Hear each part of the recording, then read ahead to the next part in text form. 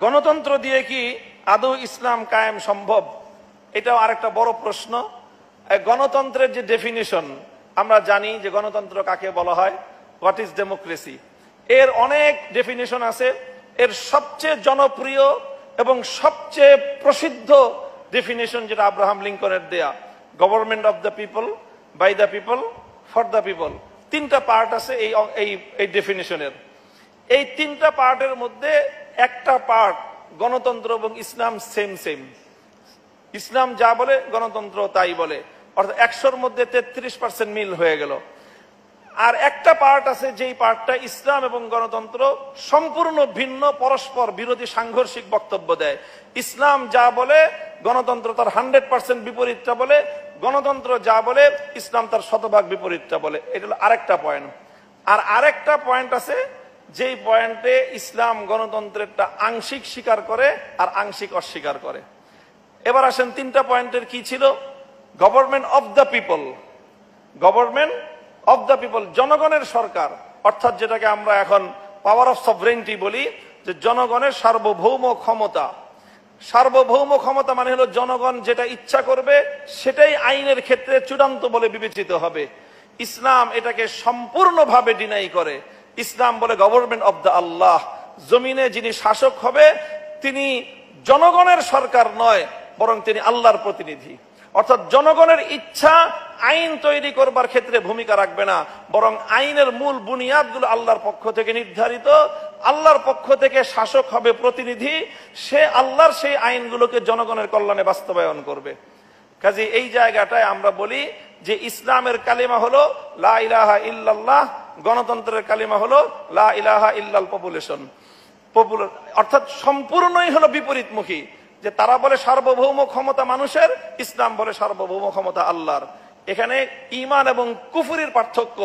এই জায়গায় ঈমানের বিশ্বাসটা হলো তাওহীদ এবং একত্ববাদের বিশ্বাস, গণতন্ত্রের বিশ্বাস হলো সম্পূর্ণরূপে কুফরি বিশ্বাস।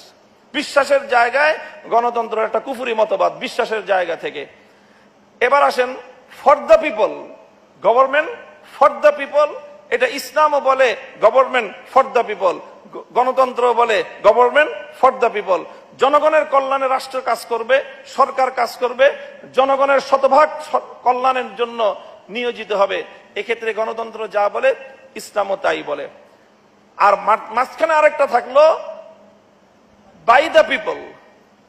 গণতন্ত্র বলে যে সরকার নির্বাচিত হবে বাই দ্য পিপল, সকল মানুষ, জনগণ ভোট দিবে, তাদের ভোটাধিকার প্রয়োগ করে তারা একজনকে শাসক নিয়োগ করবে। ইসলাম এরকম একেবারে বল্গাহীন ভোটাধিকার প্রয়োগে ইসলাম বিশ্বাসী না। ইসলাম বলে by the selected people, government of the Allah by the selected people for the all people. এটা হলো ইসলাম, যে government of the Allah by the selected people for the all people. By the selected people মানে কি?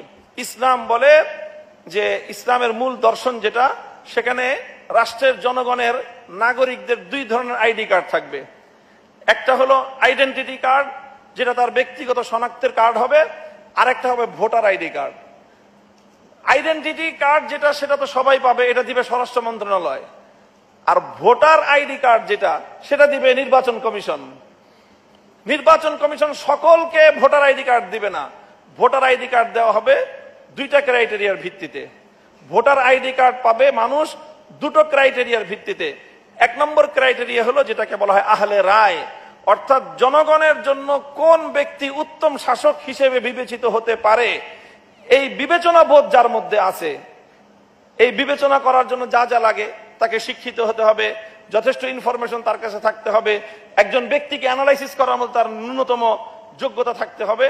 এই সব যোগ্যতা দিয়ে তার মধ্যে এতটুকু দক্ষতা এবং যোগ্যতা থাকতে হবে যে রাষ্ট্রের জন্য, জনগণের জন্য কল্যাণকর শাসক নির্বাচন করার মতো দক্ষতা, যোগ্যতা, বিচক্ষণতা তার থাকতে হবে।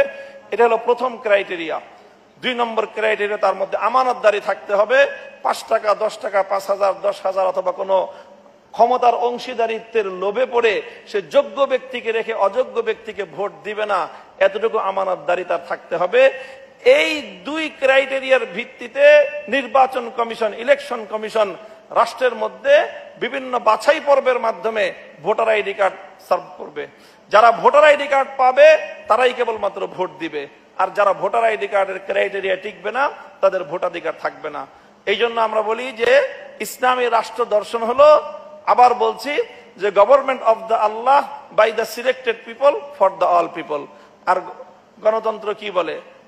যে government of the people by the people for the people. আর মূল বিশ্বাসের জায়গাটায় তাওহীদ এবং শিরকের স্পষ্ট ব্যবধান। গণতন্ত্র বিশ্বাসের দিক থেকে শতভাগ একটা শিরকি মতবাদ।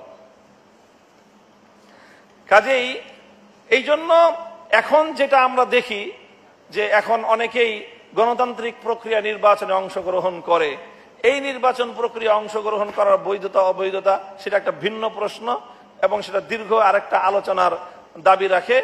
এই ক্ষেত্রে সংক্ষেপে কথা হলো যে বর্তমান এই প্রক্রিয়ার মধ্যে যারা নির্বাচিত হন, নির্বাচনে অংশগ্রহণ করে যারা নির্বাচিত হন, সেই নির্বাচিত যারা হন তাদের মধ্যে দুটো দিক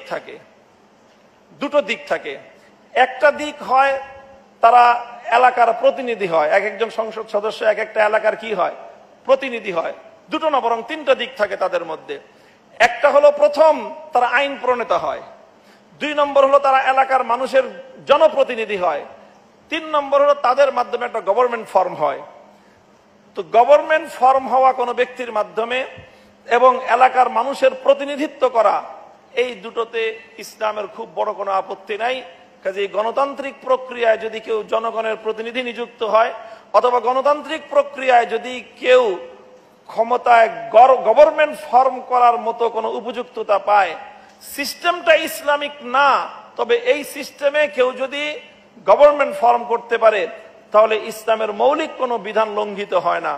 কিন্তু প্রথম যে পয়েন্ট, যে অর্থাৎ আইন প্রণেতা হওয়া, সার্বভৌম আইন প্রণেতা হওয়া, সংসদীয় গণতন্ত্রের মধ্যে যেই জায়গাটা আছে সেই জায়গাটা অনেক ভয়ঙ্কর একটা জায়গা এবং সেই জায়গায় স্বয়ং আল্লাহর ক্ষমতা মানুষ নিজ হাতে তুলে নেওয়ার মতো একটা চরম খোদাদ্রোহিতার একটা বিষয় রয়েছে। এই জায়গাটা থেকে এটা খুব ভয়ঙ্কর একটা জায়গা।